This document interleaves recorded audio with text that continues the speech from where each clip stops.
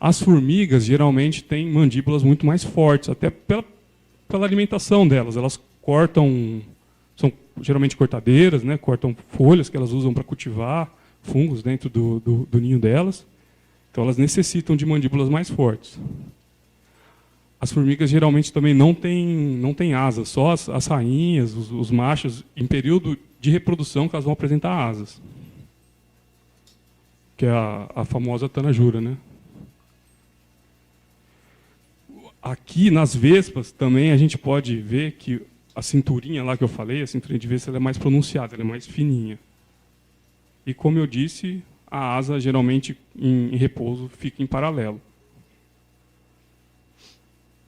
Bom, falando mais, então, sobre o corpo, né, das abelhas, como eu perguntei, vocês falaram que já estão familiarizados, né, com essa divisão, cabeça, tórax e abdômen. Mas tem uma outra característica que é bem legal das abelhas, que é o que a gente chama de corbícula, que é uma estrutura na perna traseira da abelha, dilatada, né, uma estrutura maior, que serve como um tipo de uma cesta. Para que ela usa isso? Vocês sabem, a abelha coleta pólen, né? Durante a polinização, ela coleta o pólen, que ela usa na alimentação dela. Imagina que desajeitado seria levar pólen segurando com as pernas assim, né? Essa é uma estrutura que foi desenvolvida durante milhares de anos, que ajuda a abelha, então, a carregar o pólen. Ela junta o pólen e gruda nessa estrutura aqui. E mais interessante ainda, essa estrutura tem pelos sensoriais, que geralmente, conforme a abelha vai enchendo essa estrutura, ela tem noção de quanto tem ali de pólen e se ela já pode parar e voltar para a colônia. Então é uma estrutura bem específica, assim, bem especializada. Vocês sabem o que é holometábulo? Então é uma característica também de alguns insetos, que quer dizer metamorfose completa. Alguns insetos, como as abelhas, elas passam por ovo, depois elas se transformam em larva, e aí ela vai se alimentar, vai crescer, depois ela vai se tornar uma pupa, e aí o opérculo é fechado, e por fim, o adulto.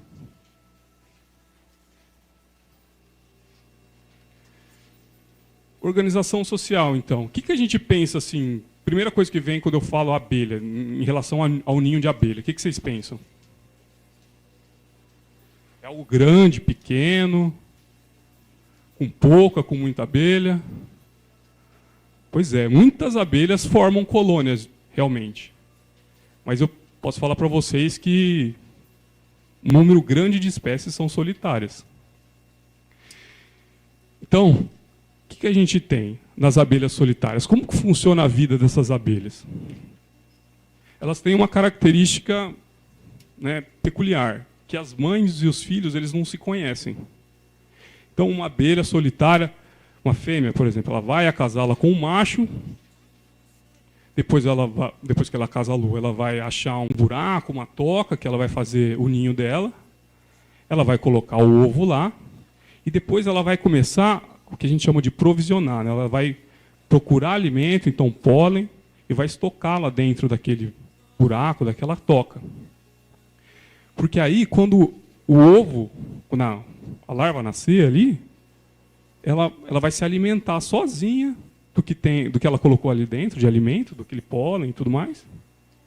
Ela vai se desenvolver sozinha e vai sair, e ela nunca vai encontrar a mãe. Então essa é a dinâmica da vida de uma abelha solitária.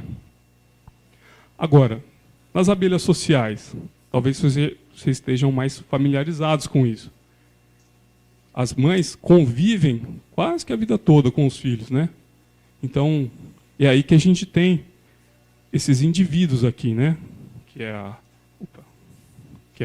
operária, a rainha e o zangão. O que vocês chutam assim? O que vocês acham que, ou vocês já saibam, que diferencia as operárias das rainhas e os zangões também?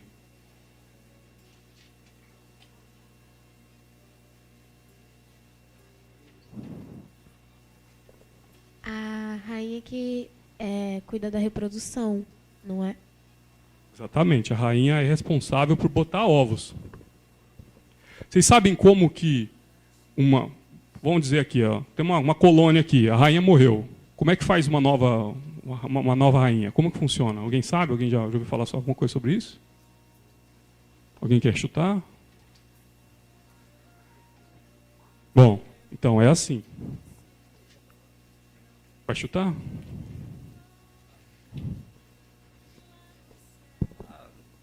Eu já falei com o Fernando um pouco antes, então meio que eu já sabia. Mas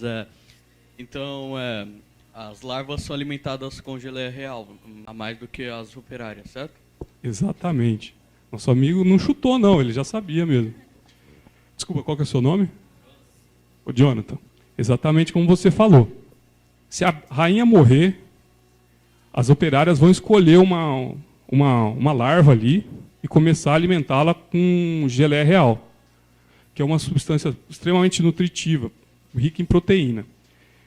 Durante esse período de alimentação, ele vai fazer com que os ovários daquela larva se desenvolvam.